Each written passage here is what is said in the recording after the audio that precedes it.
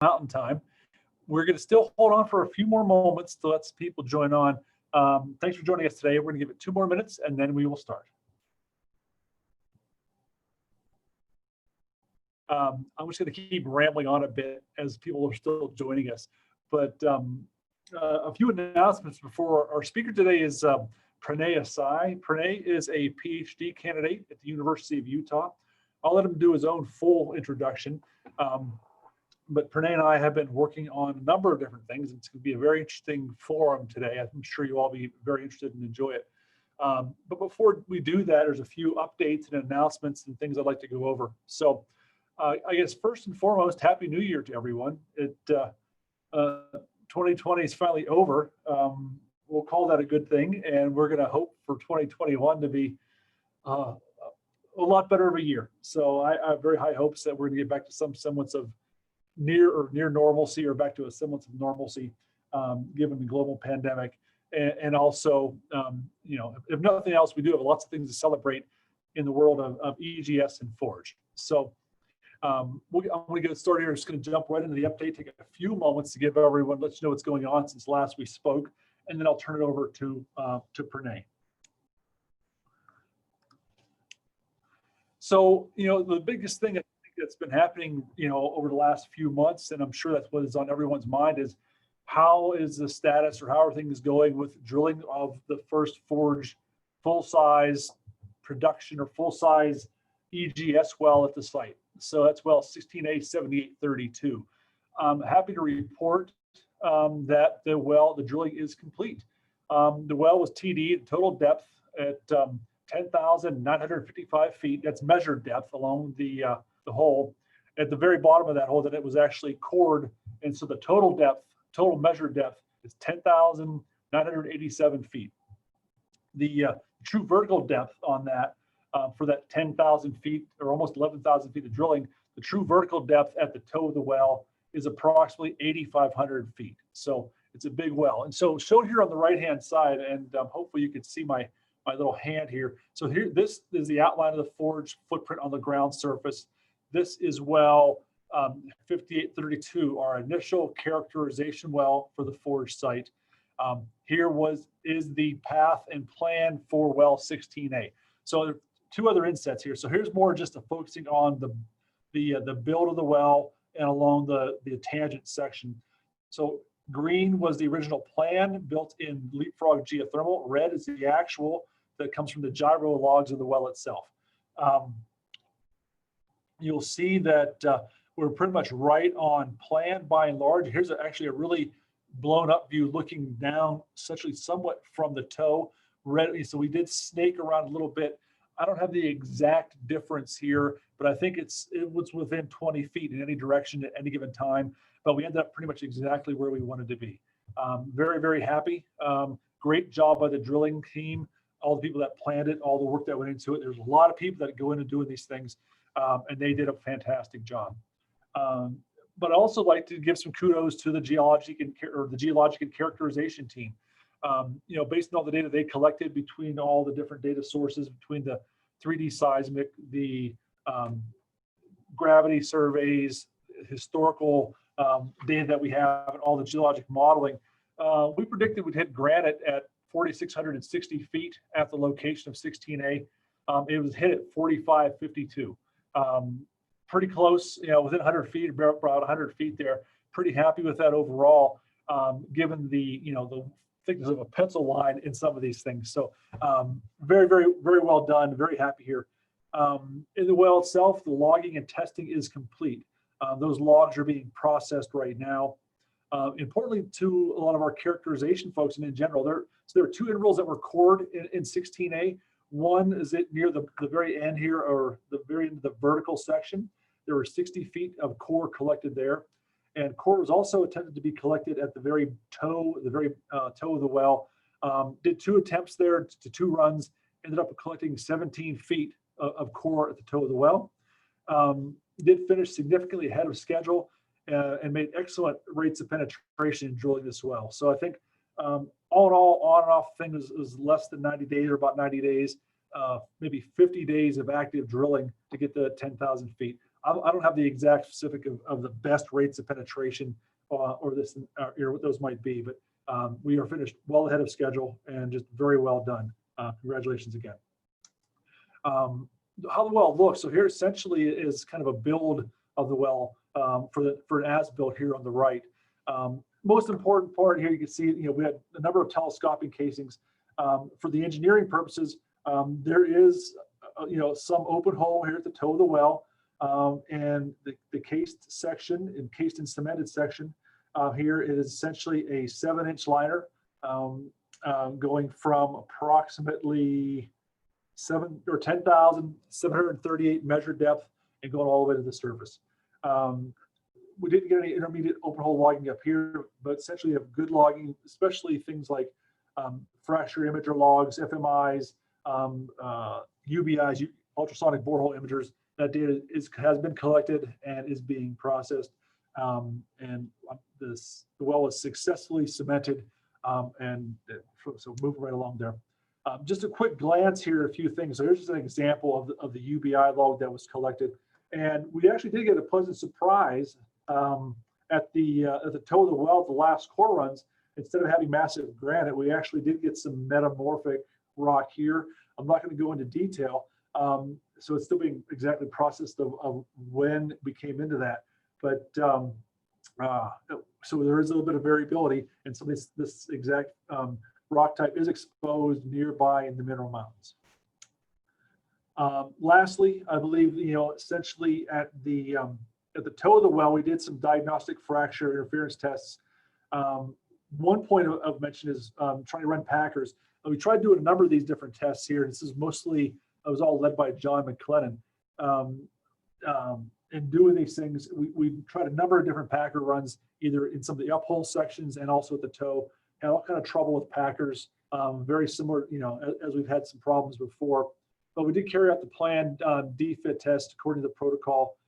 4 different kind of stages that happened here: a low rate mini frac, some DFIT with a shut-in, with a flowback, and a DFIT with an angleless open.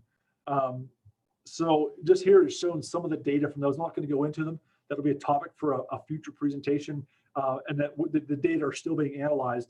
But the preliminary results show that SH min coming into the range between 0.71 and 0.75 PSI per foot. So that's right within the range of what we had predicted from some of the previous tests, but it's a little bit narrower range, a bit smaller number of tests that were conducted here too. So just real quick upcoming activities. I don't want to take too much more time. I'm going to save it for Pranay. So shown here essentially is a drone photo of the site itself. The 16A well pad is here. This is the path of that well. The horizontal offset is a little bit over 4,000 feet. What's happening next is we're actually preparing to drill well 5632, which will be a deep seismic monitoring well at this location here. Currently, the depth is planned to be 9,000 feet in a vertical hole, so 9,000 measured depth and true depth at this location. Also planning for potentially some other wells here for other testing and or other monitoring purposes. And as a modeling team, we're busily predicting or preparing to once again update our native state models based on the new data once we're finished processing it, and preparing for the simulation testing that we intend to carry out this summer. I put a quick thing here for questions. I will actually, if you would have a question for this, type it in the chat box and we'll try to get to it. But I don't want to dive too deep into this now. Actually, what I want to do is turn it over to Pranay. So unless I see a pressing question come, I will I'll just move on and stop sharing my screen and hand the presentation over to Pranay Asai. So Pranay, I'm going to try to find you on here and make you the presenter. We have quite a good turnout here. Thanks everyone for joining us today.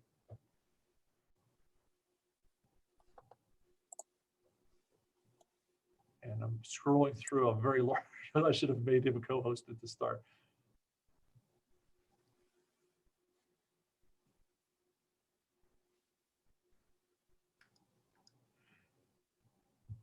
Gosha, can you make Pranay the presenter? I don't have the option here as a co-host. Or Pranay, maybe he should be able to just share. Okay. Pranay, do you want to try sharing your screen and taking over? Yeah.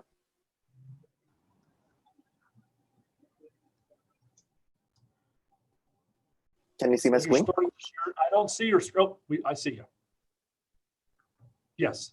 You're good to go.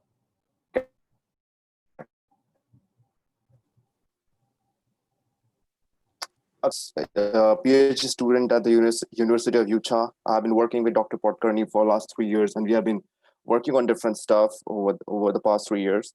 But today I'm going to be talking about assessing heat and fluid flow in a doublet enhanced geothermal system. The list of topics that will be covering today are optimization of a doublet model in an enhanced geothermal system using different parameters. Then I'm going to address the few assumptions that are usually being considered while modeling EGS. And eventually, I'm going to talk about the introduction to the wellbore dynamics using the Falcon Moose. That's the finite element modeling tool that we have been using. And eventually, I'll just present a summary. So moving forward with the literature review. So typically, there are many different well scenarios that have been studied over past. This is one of the scenario where the heat and fluid flow happens through one single fracture. That is, there's a naturally occurring fracture or a fault, and then we drill injection and well and produce heat by pumping water through it or any kind of fluid through it. And these kind of systems are easy to operate because it's just one single fracture. But again, these kind of systems are difficult to find in nature because they're rare, and typically we need to have the right conditions for temperature of the reservoir and everything. So these are quite rare in the rare of occurrence.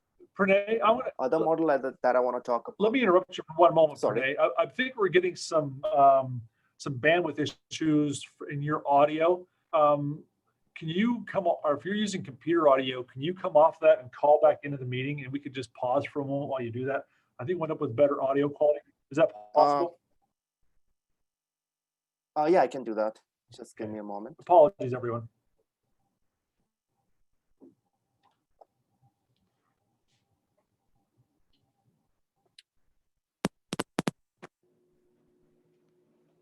I wanted to, while we're waiting for Pranay to come back on, I also wanted to thank everyone for being flexible and accommodating the time change for the forum today.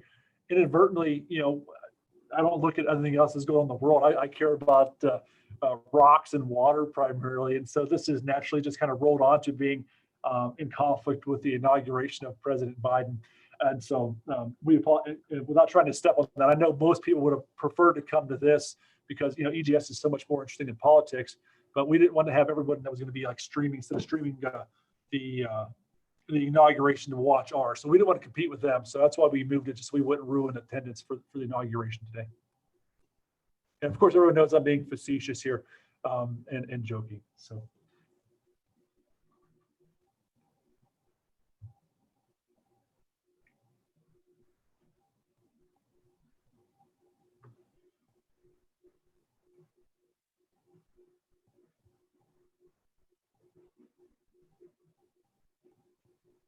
We have a tree-shaped. Next, we have a tree-shaped well model where the wells are drilled from, like the injection and production well are drilled from one single borehole and just branched out into the reservoir. But these kind of systems require a high permeable reservoir itself, because creating a fractures in these kind of systems becomes troublesome. So essentially, these kind of systems will only work better when we have a highly porous reservoir. But if we have a highly porous reservoir, that is essentially decreases the total heat content of the reservoir because the density of the reservoir decreases.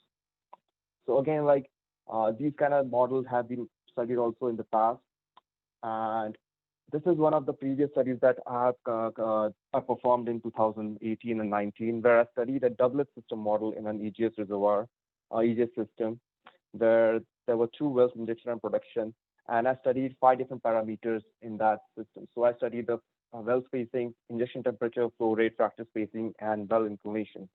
And I ranked those parameters on the total efficiency of how they affect the total heat extraction. And I found out that the well spacing was the most crucial parameter in terms of heat extraction. That is, the higher the well spacing, the better heat extraction better access to the reservoir that we have. The next one is the injection temperature that affects the total heat content that is withdrawn from the reservoir. Next was the flow rate, fracture spacing, and it turned out that well inclination was the least of the parameter that affected.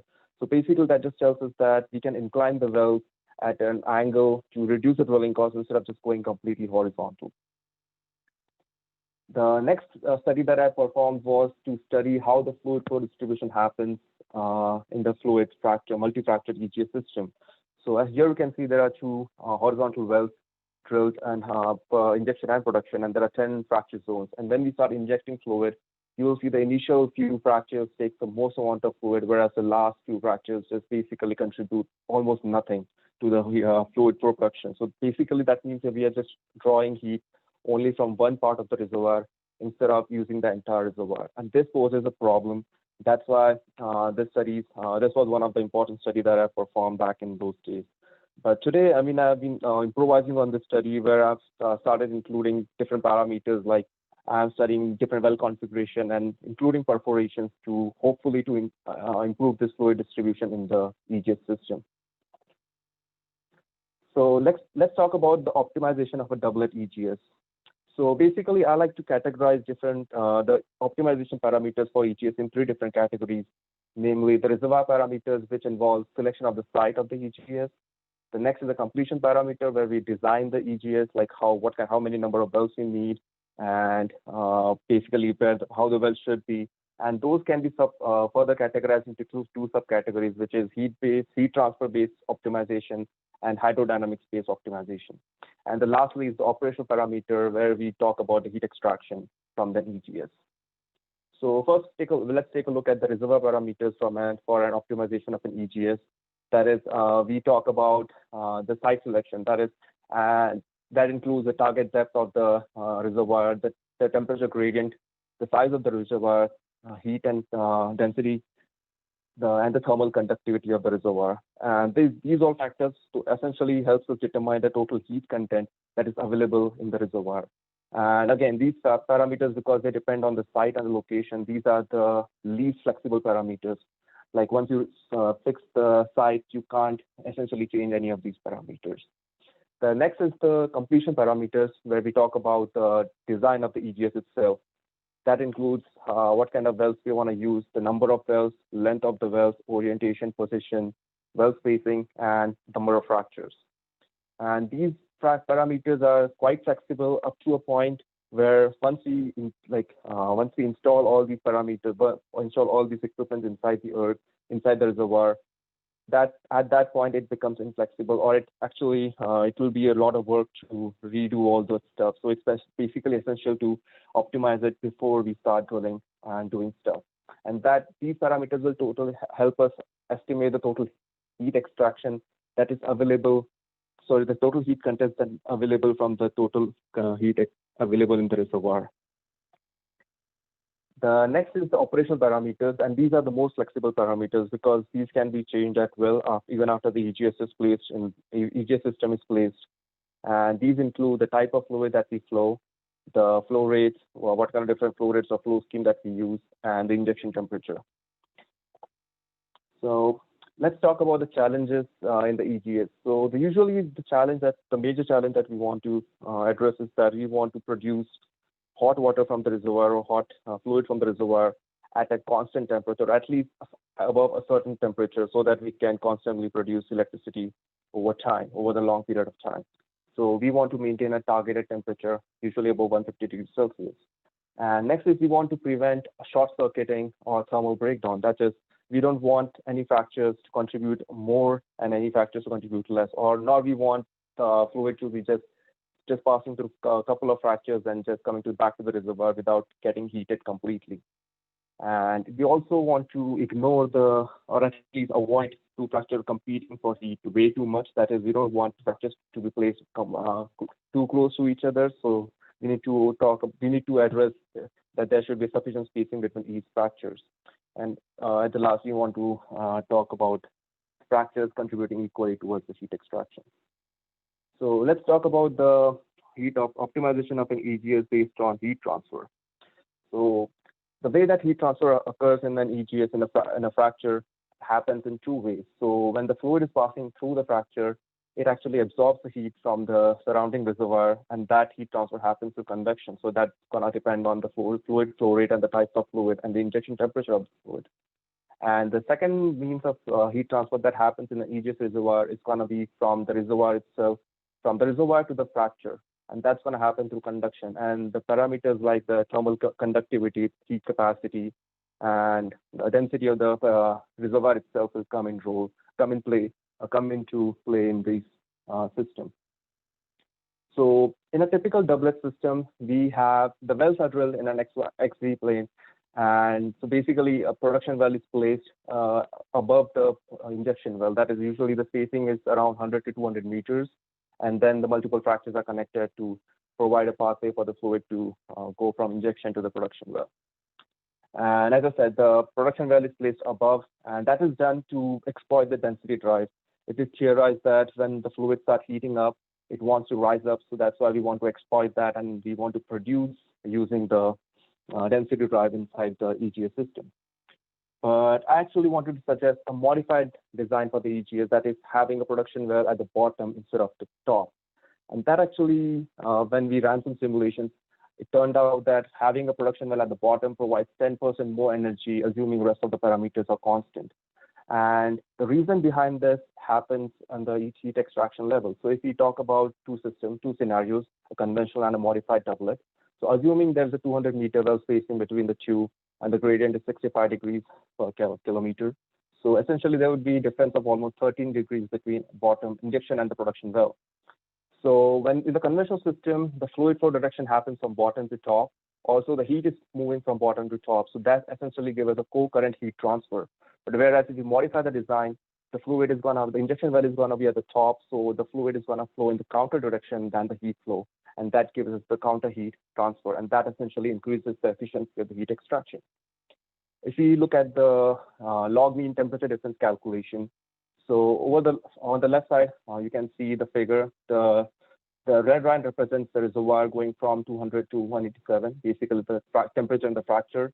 The blue line represents the conventional doublet system, where the temperature of the water goes from 100 to 150. And on the modified doublet, it goes from 100 to 150 as well, but it's in opposite direction than the conventional one. So when we calculate the delta log mean temperature difference, we see that the modified doublet system performs 5% better, just solely based on assuming that both the reservoirs are producing temperature at 150 degrees Celsius. So essentially, this just tells us that the modified doublet system is going to perform much better, at least 5% better than the conventional system. And as we know, the log mean temperature is directly proportional to the heat, total heat content or heat transfer. So it's essentially going to increase the total heat transfer in a system. Next, another modified design that I have had in mind was instead of having the wells in the XZ plane, putting them in XY plane. That is essentially both the wells have the same depth. So both the wells are in the same height or same temperature plane. That essentially increases the heat transfer in the sense that both the wells now are accessible to higher temperatures instead of one at higher and one at lower. So that necessarily avoids the thing that we are actually transferring the heat from the lower part of the reservoir to the higher part of the reservoir to the lower. So we are totally avoiding that. And in that, we get around 13% more better performance than having the wells stacked one on top of each other. Now moving to the optimization based on hydrodynamics. By hydrodynamics, I mean the fluid flow distribution inside the EGS system.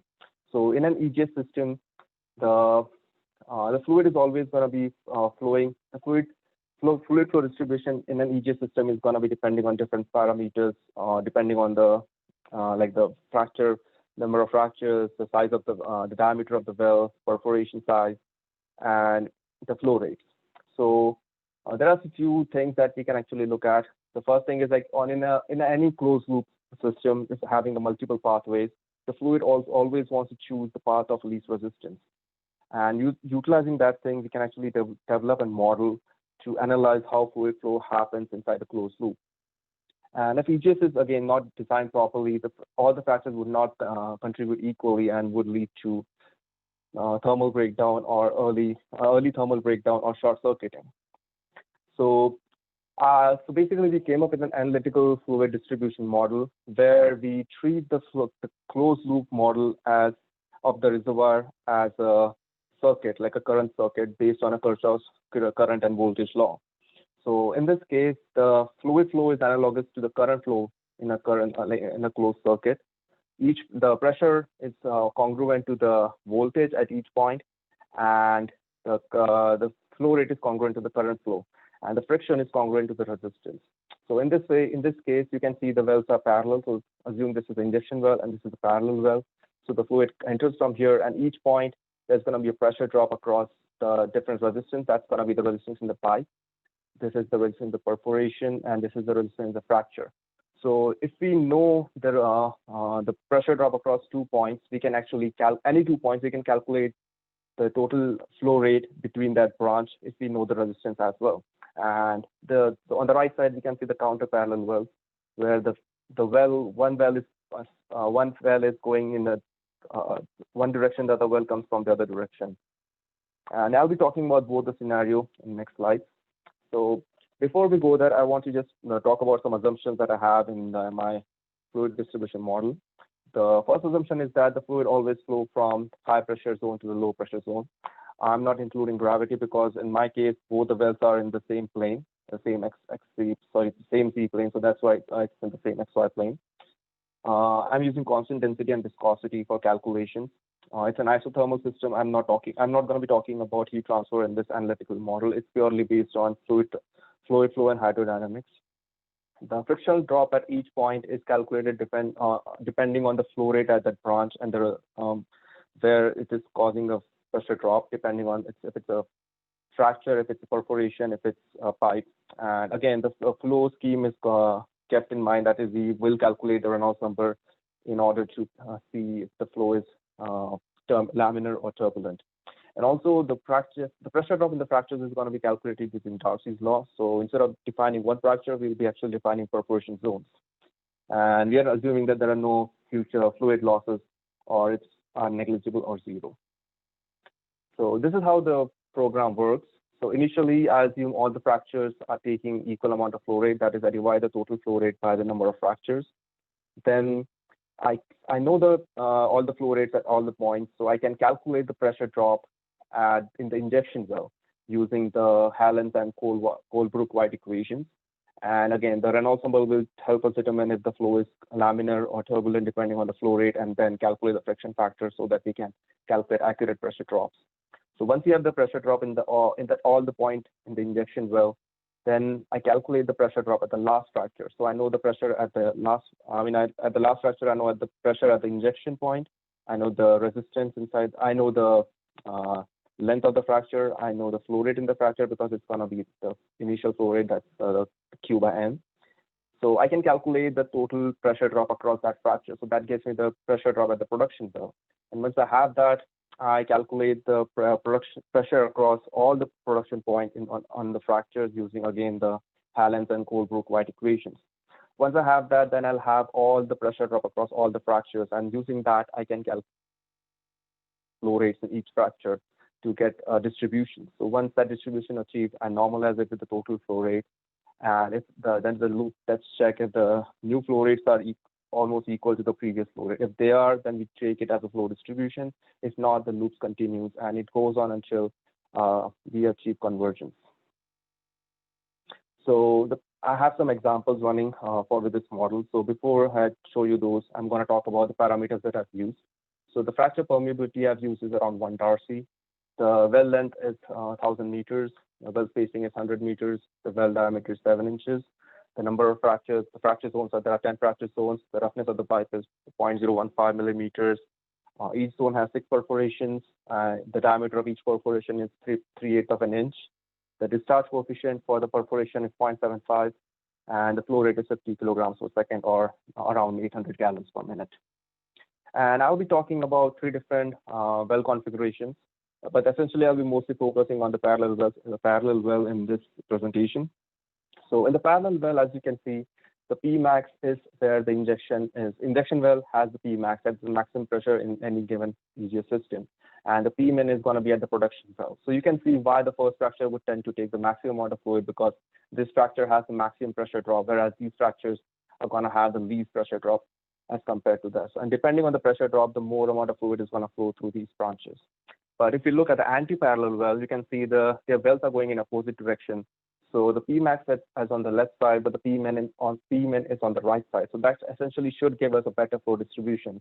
And I'll show you in a moment how the distribution looks like for all the well scenario. And the third scenario is that instead of having the wells to be parallel, why don't we just drill it in an angular way such that the first fracture is larger than the last fracture? So that actually essentially what it does is it increases the resistance in the first fracture and it reduces the resistance in the last fracture. So that essentially should improve the flow rate, flow distribution in the different fractures or the fractures as we go along the length of the well. So this is how the flow distribution looks like with the analytical model. So you can see the flow distribution is skewed mostly towards the first two fractures. These fractures contribute the most towards the fluid flow, and the last fractures are basically contributing less. And so I'm actually calculating the frictional head losses that goes into pumping.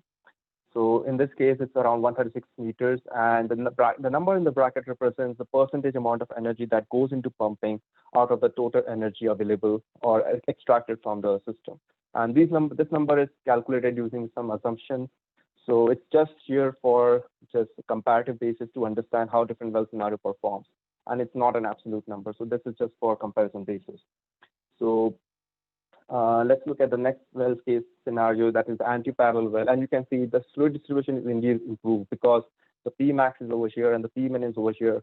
So you can see the fluid distribution improves slightly with the only the middle fractures not contributing equally, but the end fractures are contributing quite a lot.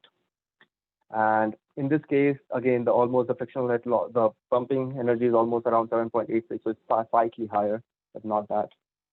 And the last one, the last well scenario is the non-parallel well scenario. So you can see that we can actually get the same result as the anti-parallel well, even when we have both the wells on the same side. That is, the advantage of this is that we can actually drill both the wells on the same pad instead of having wells coming from two different pads. So essentially, this would provide a better scenario.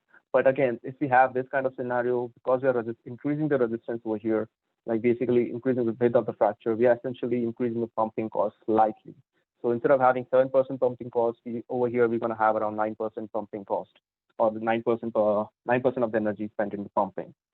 And the angle of deviation between these two wells is not that big. If you look at the angle, it's just like total angle of deviation from with respect to each other is around 3.82 degrees. So it's not that big. So essentially, we can just get the same result as anti-parallel just by slightly deviating the wells from each other. And essentially, over here, this fracture is almost 50 meters longer than this fracture. So it's again, the width of the fracture doesn't have to increase drastically to get these kind of flow distribution. So next, as I said, I'll be mostly talking about the parallel case scenario in this presentation.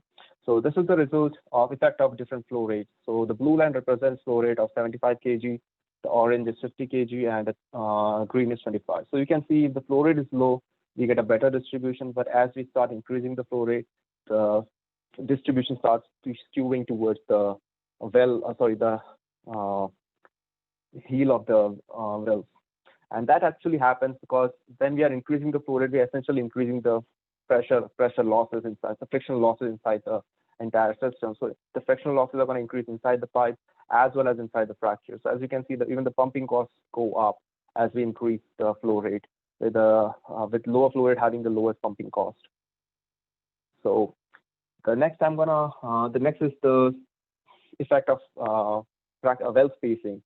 So if we have so well spacing is bigger, that means that we have a longer fracture. So if a longer fracture is going to contribute towards a larger resistance to the flow, and that's going to improvise the flow distribution. So the green over here represents 150 meter well spacing, orange is 100, and blue is 75. So if we have well spacing, like a larger well spacing, we would have a greatly improved fluid distribution. But again, that's going to come at the pumping cost because that's going to again increase the pumping cost essentially because we'll have to pump harder to get the same amount of fluid flow across the length. And the next is the effect of permeability.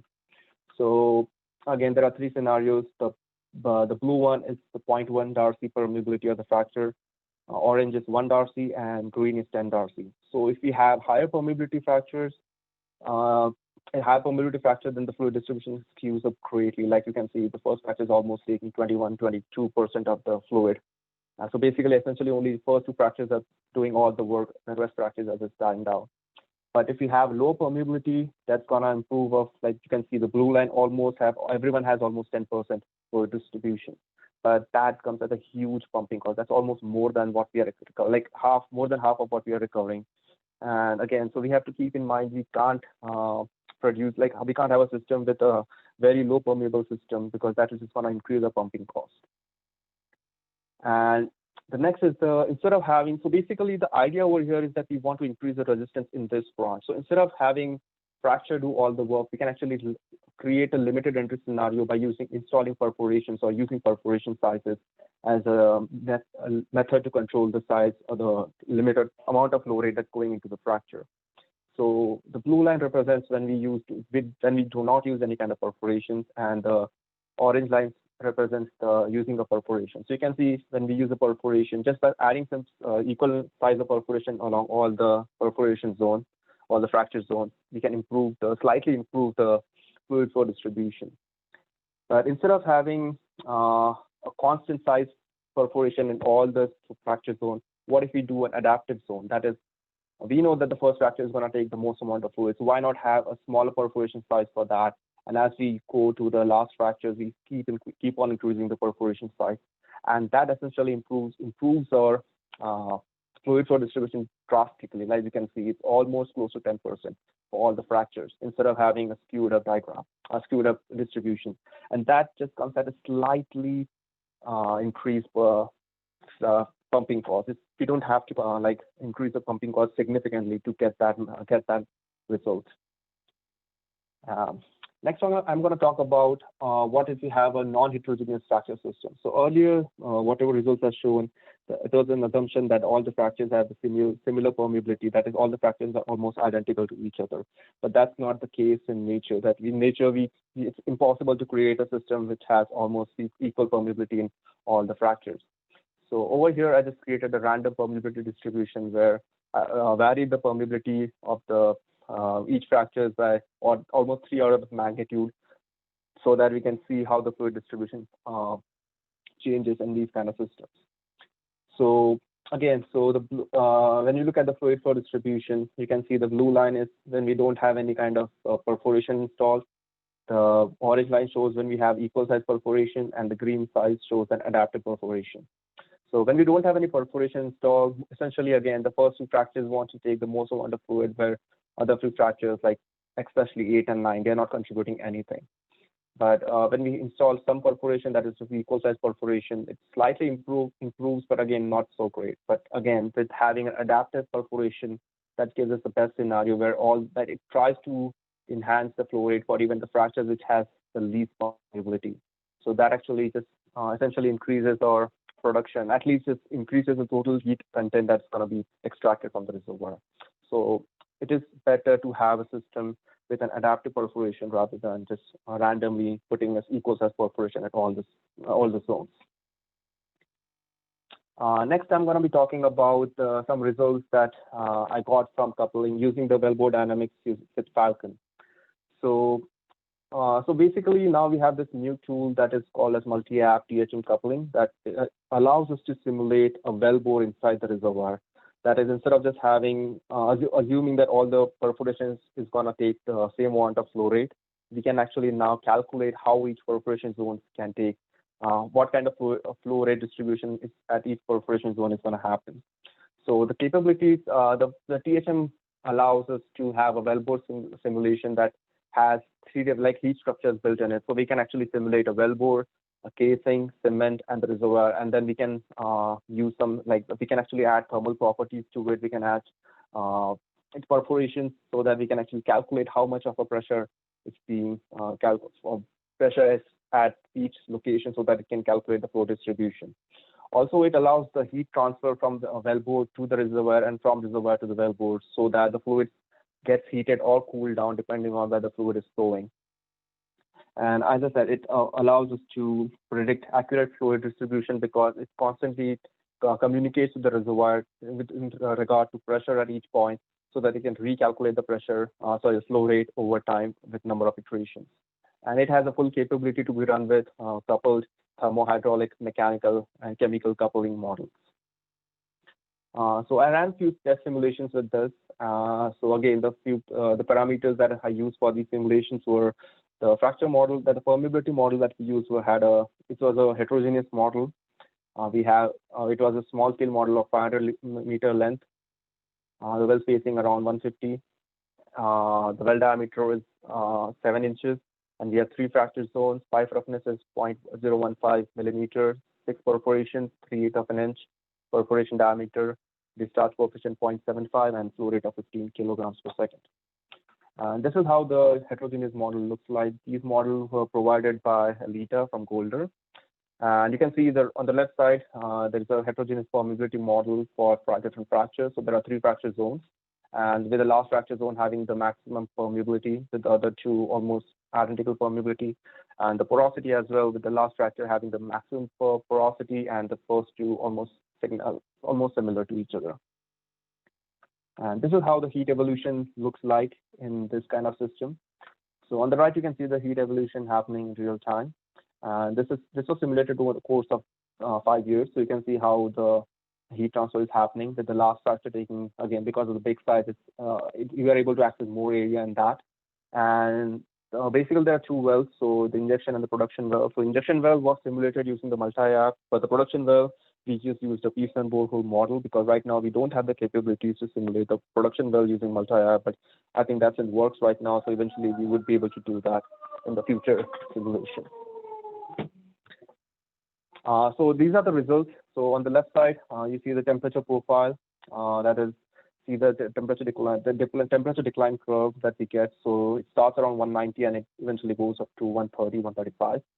And you can see over here, this shows the injection temperature at each point. So you can see the injection temperature was 100 degrees Celsius. So the first fracture almost gets 100. The second fracture is getting a higher temperature because the fluid has already spent some time in the wellbore in the reservoir. So it's getting heated up. So this basically shows that the heat transfer in the wellbore is happening, and each fracture is getting a higher temperature injection rate, and that's because the fluid itself is getting heated in the reservoir. Next is the fluid flow distribution. So again, you can see, instead of assuming that each fracture is taking equal amount of fluid, over here you can see there's actually a distribution in the fluid in the fractures. That the first 2 fractures are not taking as much fluid as the last fracture because of the large size and the large permeability of the fracture. So essentially, this is taking larger fluid. And on the right side, you can see the pressure diagram of how much pressure drop is happening from injection and production well. And the total head loss, the frictional head loss, is around 89 meters, which translates to roughly 7% of the pumping energy.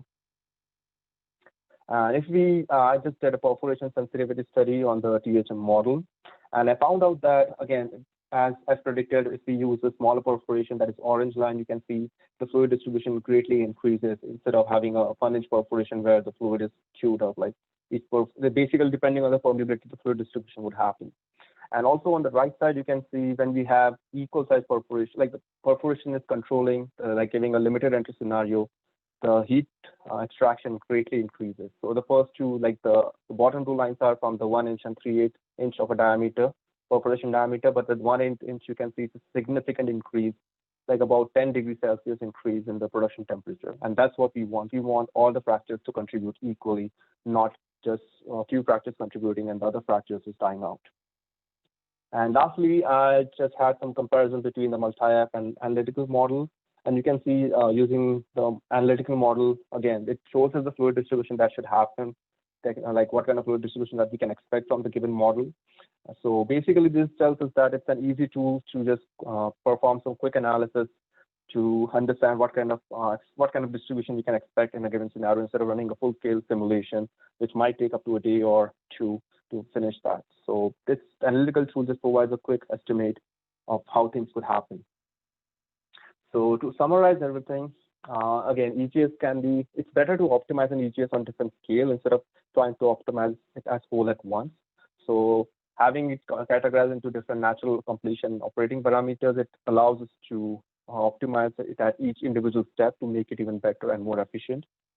The analytical model provides a quick results. It's under 5 seconds after reiteration. It's very quick to evaluate performance of any well design. You just have to plug in the parameters and you can just get the results right away. And also, we need to find innovative ways to address the flow distribution challenge, because right now we can use the perforation size as a control for distributing the flow rate. But again, if we have too small of a perforation, yes, it will give us a better flow distribution, but that's going to come at a pumping cost. And we don't want to increase the pumping cost way beyond the total amount of energy extracted. The next is that the wellbore coupling model, the THM model, allows us to represent the EGS system accurately and allows us to visualize how exactly a real case scenario or real world scenario would play out for a given system. And it will actually help us optimize the results from the fourth side, that once we start getting data from the fourth side, we can actually just plug into the reservoir model and just predict accurate models, make accurate models for fluid flow distribution or heat extraction within it. So the future work that I would want to do is, first of all, incorporate gravity in the analytical model so that we can actually start analyzing the different orientation of the wells, as well as apart from just different permutations. Also, I want to publish a model so that anyone can use that model to do some quick analysis and quick calculation. And lastly, we want to run a full-scale reservoir model with 4 trajectories with a THM coupled, so that we can start estimating or start developing a better optimization tool for the new well that has to be drilled parallel to the existing well that has been drilled right now. And that is all from me. Thank you. Thanks, Pranay. I enjoyed your presentation. We do have time left. I think this meeting will run for quite a while. So if anyone has a question, you can type it into the chat box, or it's not too big of a group here. So if someone wanted to just ask a question, you could either raise your hand or flag it, I think, in the attendee section, the participant section, and perhaps just speak your question. So I'll open it up to that right now for a moment before I launch into ask questions myself.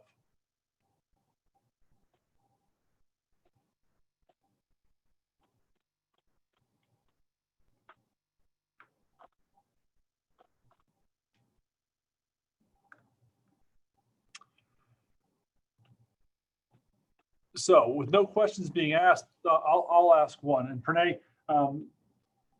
for your scenario where you modeled actually the full physics models with the thermal hydraulics and the reservoir hydraulics, what are the run times for that 5-year simulation model? So for the 5 years model with 3 fractures, that takes about 12 hours. Okay. That's the simulation time. That's largely driven by the well hydraulics, that compressible Navier Stokes, I'm betting. Yes, that's correct. Anyone from the audience have a question?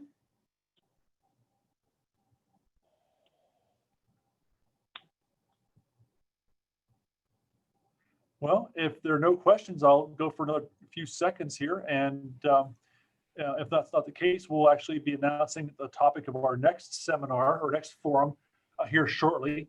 And looking forward to that discussion and preparing for stimulating the well 16A. So I thank you for your attendance. Thank you, Pranay, for the presentation. This recording will be available on the Utah Forge website. Give us a few days to post-process it. And it'll be available if you want to look at it again later. So thanks, everyone, and hope to hear from you soon. Thanks, Rod.